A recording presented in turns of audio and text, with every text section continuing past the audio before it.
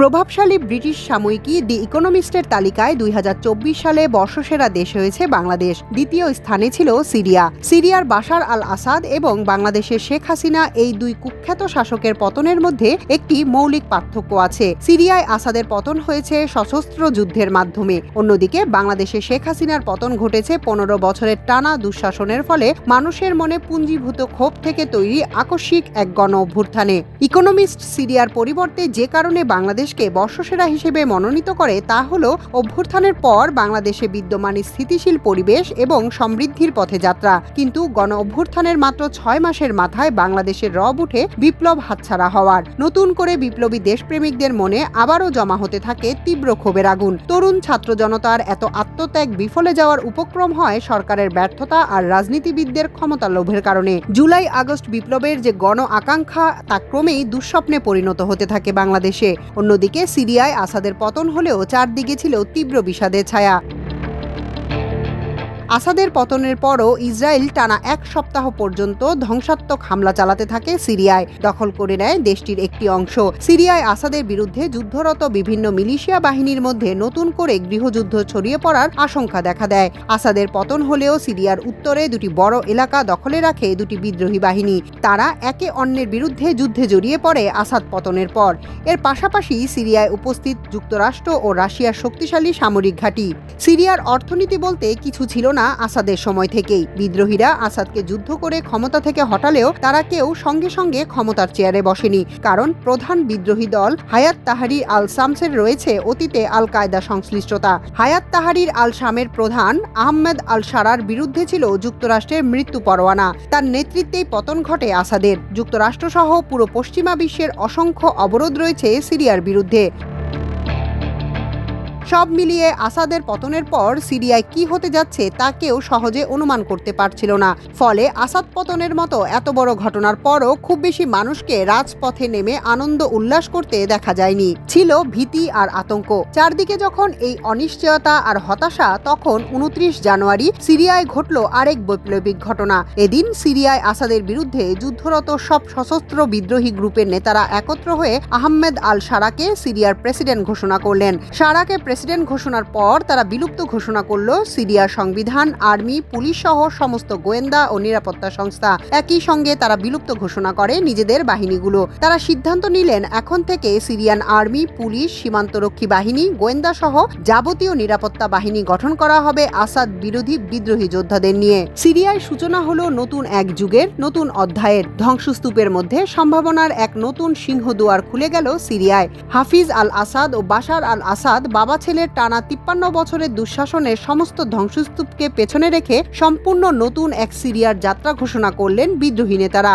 সিরিয়ায় ৮ ডিসেম্বর বাশার আল আসাদের পতন ঘটলেও একটি বিপ্লবী সরকার গঠিত না হওয়ায় পূরণ হচ্ছিল না সেখানে বিপ্লবের শর্ত। অবশেষে ২৯ জানুয়ারি সিরিয়ায় পূর্ণতা পেল সশস্ত্র বিপ্লব। বিপ্লবের নেতৃত্ব দিয়েছে যারা, তাদের নেতৃত্বে এবং তাদের সবার অংশগ্রহণের মাধ্যমেই গঠিত হলো একটি বিপ্লবী সরকার। অন্যদিকে ৫ আগস্ট স্বৈরাচার শেখ হাসিনার পতনের পর বাংলাদেশের মানুষের মনে খুশির আনন্দধারা বইতে থাকলেও দ্রুত তা ভিন্ন দিকে রূপ নিতে থাকে। বিভিন্ন মহল থেকে অভিযোগ উঠতে থাকে ডক্টর ইউনূসের নেতৃত্বাধীন সরকারের পাশাপাশি ক্ষমতার আরেকটি কেন্দ্র হিসেবে চিহ্নিত হতে থাকে সেনাপ্রধানের অফিস। দেশবাসীর সামনে আরও স্পষ্ট হয়ে যায় শেখ হাসিনার পতন হলেও সর্বত্র রয়ে গেছে ফ্যাসিবাদের দোসররা। তারাই নিয়ন্ত্রণ করছে গুরুত্বপূর্ণ অনেক কিছু। অন্যদিকে দেশের প্রধান রাজনৈতিক দলের মহাসচিবের পক্ষ থেকে পতিত ফ্যাসিস্ট দলকে নির্বাচনে অংশগ্রহণের পক্ষে মত দেয়া হলো গণ অভ্যুত্থানের রক্তের দাগ শুকানোর আগেই। একই সময় প্রধান দলটি অবস্থান নিল ফ্যাসিবাদী সংবিধান বাতিলের বিরুদ্ধে। শুধু তাই নয়, ফ্যাসিস্ট সরকারের প্রেসিডেন্টকে অপসারণের বিরুদ্ধেও অবস্থান নিল তারা। আরেকটি দলের প্রধানের পক্ষ থেকে গণহত্যাকারী আওয়ামী লীগকে ক্ষমা করে দেওয়ার ঘোষণা এলো একদম শুরুতে। ভারত ও আওয়ামী লীগ প্রশ্নে প্রধান দুটি রাজনৈতিক দলের এই অবস্থান নড়বড়ে করে দেয় জুলাই আগস্ট গণ অভ্যুত্থানকে। বিপ্লবকে সফল করার শর্ত হল পুরনো গণবিরোধী আর অভিশপ্ত সমস্ত ব্যবস্থা ও কাঠামো বাতিল করে গণ আকাঙ্ক্ষার অভিপ্রায় অনুযায়ী সম্পূর্ণ নতুন ব্যবস্থা, নতুন রাষ্ট্র নির্মাণ করা। এর পাশাপাশি বাংলাদেশের স্বতঃস্ফূর্ত গণ অভ্যুত্থানকে সফল বিপ্লবে পরিণত করার জন্য অপরিহার্য ছিল শেকড়সহ ফ্যাসিবাদ নির্মূলের অভিযান পরিচালনা। কিন্তু বাংলাদেশে এর কোনোটাই হয়নি। এ অবস্থায় গর্ত থেকে আবার মাথা তুলতে শুরু করে ফ্যাসিবাদী গোষ্ঠী। ভারতীয় পররাষ্ট্র সচিবের ঢাকা সফরের পরপরই বিডিআর হত্যাকাণ্ডের বিচার থেকে এক পর্যায়ে সরকারের সরে আসার মাধ্যমে সর্বশেষ প্রমাণিত হয় জুলাই-আগস্ট বিপ্লব আসলে ছিনতাই হয়ে গেছে।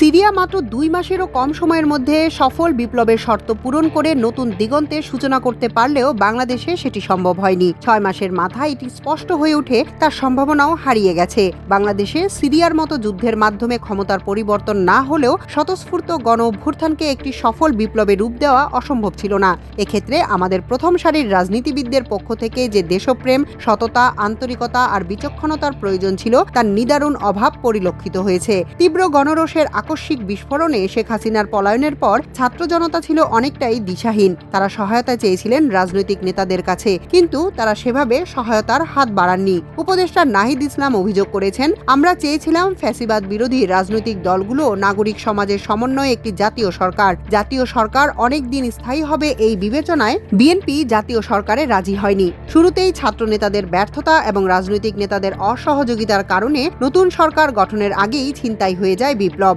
সক্রিয় হয়ে ওঠে হাসিনার দোসররা। বিপ্লবোত্তর সরকার গঠন নিয়ে শুরু হয় নানামুখী ষড়যন্ত্র এবং এতে সফল হয় তারা। ব্যর্থ হয়ে যায় গণ অভ্যুত্থানের অভিপ্রায় অনুযায়ী একটি প্রকৃত বিপ্লবী সরকার গঠন।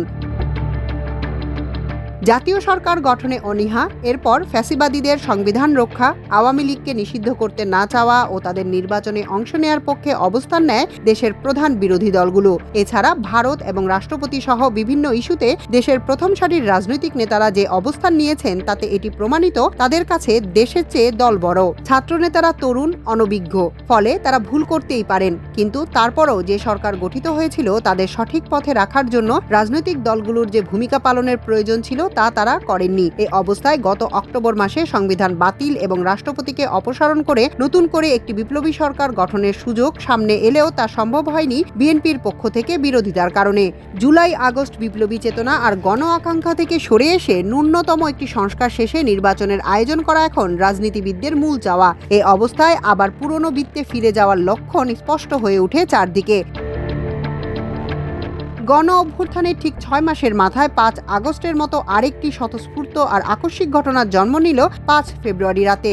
ফ্যাসিবাদের আস্ফালনের প্রতিক্রিয়ায় 5 ফেব্রুয়ারি রাতে বিক্ষুব্ধ ছাত্র জনতা গুড়িয়ে দিয়েছে ফ্যাসিবাদের প্রতীক হিসেবে পরিচিত শেখ মুজিবুর রহমানের 32 নম্বর বাড়ি। জুলাই-আগস্ট বিপ্লবের অসমাপ্ত কাজ সমাপ্ত করার সুযোগ এভাবে আবার জাতির সামনে হাজির হবে তা কেউ যেন কল্পনাও করতে পারেননি। 5 ফেব্রুয়ারি অপূর্ব এক মিলন ঘটিয়ে দিল 5 আগস্টের সঙ্গে। আবার জেগে উঠল বিপ্লবীরা। এখন সময় এসেছে শুধু ফ্যাসিবাদের প্রতীক নয়, বরং ফ্যাসিবাদের দোসরদের সব জায়গা থেকে উৎখাত করে একটি প্রকৃত বিপ্লবী সরকার গঠনেও অসমাপ্ত কাজ সম্পূর্ণ করতে হবে। বিপ্লবকে আর ঘুমাতে দেয়া যাবে না। সুযোগ বারবার আসে না। এবারও যদি আমরা সুযোগের সদ্ব্যবহারে ব্যর্থ হই তবে জাতির জীবনে আবারও নেমে আসতে পারে বড় কোনো দুর্ভাগ্য। জুলাই-আগস্ট গণ অভ্যুত্থান হয়েছিল আওয়ামী ফ্যাসিবাদ এবং ভারতীয় আধিপত্যবাদের বিরুদ্ধে। এই দুই অপশক্তি থেকে বাংলাদেশকে মুক্ত করতে না পারলে ব্যর্থ হয়ে যাবে সব ত্যাগ।